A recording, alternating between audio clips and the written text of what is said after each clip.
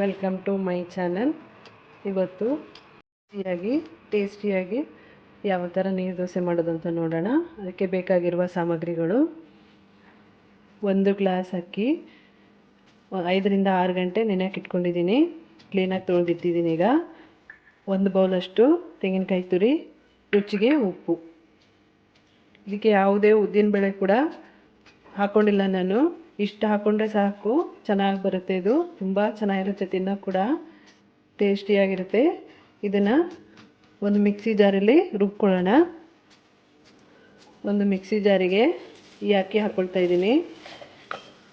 5ರಿಂದ 6 ಗಂಟೆ ನೆನೆಸಿಟ್ಕೊಂಡಿದ್ದೀನಿ ಅಕ್ಕಿನ.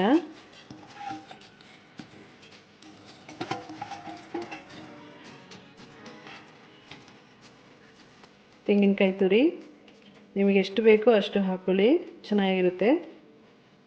ಉಪ್ಪು ರುಚಿಗೆ.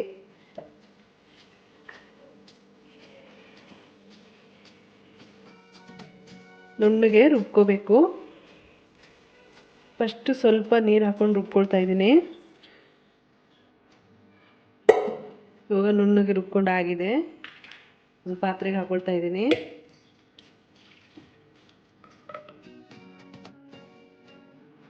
ಒಂದು ಗ್ಲಾಸಷ್ಟು ನೀರು ಹಾಕ್ಕೊಂಡು ಮಿಕ್ಸಿ ಜಾರ್ ತೊಳ್ಕೊಂಡು ಅದಕ್ಕೆ ಸೇರಿಸ್ಕೊಳ್ತಾ ಇದ್ದೀನಿ.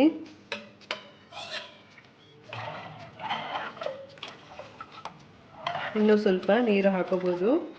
ಇಷ್ಟು ತೆಳ್ಳಗಿದ್ರೆ ಸಾಕು. ನೀವು ಫಸ್ಟ್ ಮಾಡೋರಾದರೆ ಇಷ್ಟು ತೆಳ್ಳಗಿದ್ರೆ ಚೆನ್ನಾಗಿ ಬರುತ್ತೆ. ಇನ್ನೂ ಸ್ವಲ್ಪ ನೀರು ಹಾಕೋಬೋದು ಬೇಕು ಅಂದರೆ. ಇಷ್ಟಿದ್ರೆ ಸಾಕು, ಕರೆಕ್ಟಾಗಿದೆ. ಇವಾಗ ಯಾವ ಥರ ನೀರು ದೋಸೆ ಮಾಡೋದು ಅಂತ ನೋಡೋಣ. ಸ್ಟವ್ ಆನ್ ಮಾಡಿಕೊಂಡು ಒಂದು ನಾನ್ ಸ್ಟಿಕ್ ತವ ಇಟ್ಕೊಂಡಿದ್ದೀನಿ. ನೀವು ನಾನ್ ಸ್ಟಿಕ್ ತವ ಬೇಕು ಅಂತಿಲ್ಲ, ದೋಸೆ ಮಾಡೋ ತವದಲ್ಲೂ ಕೂಡ ಮಾಡ್ಕೋಬೋದು. ನೀವು ದೋಸೆ ಹಾಕೋಕ್ಕಿಂತ ಮೊದಲು ಸ್ವಲ್ಪ ಎಣ್ಣೆ ಉಜ್ಜಿಟ್ಕೊಂಡ್ರೆ ನೀರು ದೋಸೆ ಅದರಲ್ಲೂ ಕೂಡ ಬರುತ್ತೆ. ಚೆನ್ನಾಗಿ ಕಾಯಬೇಕಿದು. ಹೈ ಫ್ಲೇಮಲ್ಲಿ ಇಟ್ಕೊಂಡು ತವ ಬಿಸಿ ಮಾಡ್ಕೊಳ್ಳಿ. ಇವಾಗ ತವ ಕಾದಿದೆ. ಇವಾಗ ದೋಸೆ ಹಾಕ್ಕೊಳ್ತಾ ಇದ್ದೀನಿ. ಸ್ವಲ್ಪ ತಿರುಗಿಸ್ಕೊಂಡೆ ದೋಸೆ ಹಾಕೋಬೇಕು.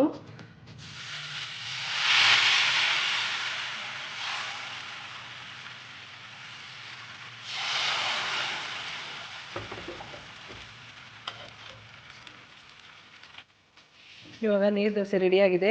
ಇದು ಬೆಂದಿದೆ. ಈ ಸೈಡಲ್ಲೆಲ್ಲ ಈ ಥರ ಬಿಟ್ಕೊಂಬರುತ್ತೆ, ಆವಾಗ ಬೆಂದಿದೆ ಅಂತ. ಇದನ್ನು ತಿರುಗಿಸಿ ಹಾಕ್ಕೊಳ್ಳಿ. ತಿರುಗಿಸಿ ಹಾಕೋಬೇಕು ಅಂತಿಲ್ಲ, ಹಾಕ್ಕೊಂಡ್ರೆ ಕ್ರಿಸ್ಪಿಯಾಗಿರುತ್ತೆ. ಅದರಿಂದ ನಾನು ತಿರುಗಿಸಿ ಹಾಕ್ಕೊಂಡಿದ್ದೀನಿ. ಆದಷ್ಟು ನೀವು ಸ್ಟೋರಲ್ಲಿ ಕೊಡ್ತಾರಲ್ಲ ಆ ಅಕ್ಕಿನೇ ಹಾಕ್ಕೊಳ್ಳಿ. ನೀರು ದೋಸೆಗೆ ಚೆನ್ನಾಗಿರುತ್ತೆ, ಚೆನ್ನಾಗಿ ಬರುತ್ತೆ ಕ್ರಿಸ್ಪಿಯಾಗಿ. ಇವಾಗ ಇದು ರೆಡಿಯಾಗಿದೆ. ಮತ್ತೊಂದು ದೋಸೆ ಕೂಡ ಅದೇ ಥರ ಹಾಕ್ಕೊಳ್ತಾ ಇದ್ದೀನಿ.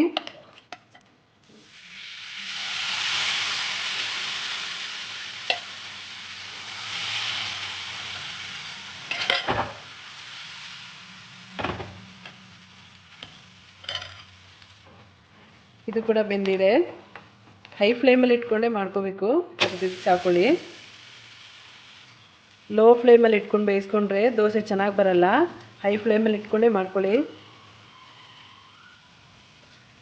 ಈ ದೋಸೆ ಕೂಡ ರೆಡಿಯಾಗಿದೆ. ಇವಾಗ ಬಿಸಿ ಬಿಸಿಯಾದ ನೀರು ದೋಸೆ ರೆಡಿಯಾಗಿದೆ. ನಾನು ಚಿಕನ್ ಸಾಂಬಾರ್ ಜೊತೆ ತೊಗೊಂಡಿದ್ದೀನಿ. ಒಳ್ಳೆ ಕಾಂಬಿನೇಷನ್ ನೀರು ದೋಸೆಗೆ. ನೀವು ಕಾಯಿ ಚಟ್ನಿ ಜೊತೆ ಮಾಡಿಕೊಂಡ್ರೆ ಅದು ಕೂಡ ಚೆನ್ನಾಗಿರುತ್ತೆ. ಒಂದ್ಸರಿ ಟ್ರೈ ಮಾಡಿ ನೋಡಿ.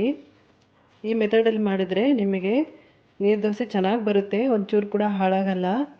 ತುಂಬ ಟೇಸ್ಟಾಗಿರುತ್ತೆ ನಾವು ಕಾಯಿ ಹಾಕಿ ಮಾಡೋದ್ರಿಂದ. ಈ ವಿಡಿಯೋ ಇಷ್ಟ ಆಗಿದರೆ ಲೈಕ್, ಶೇರ್, ಸಬ್ಸ್ಕ್ರೈಬ್ ಮಾಡ್ಕೊಳ್ಳಿ. ಯಾರು ನಾವು ಫಸ್ಟ್ ಚಾನಲ್ ನೋಡ್ತಾ ಇದ್ದೀರೋ ಅವರು ಪ್ಲೀಸ್ ಸಬ್ಸ್ಕ್ರೈಬ್ ಮಾಡ್ಕೊಳ್ಳಿ. Thank you.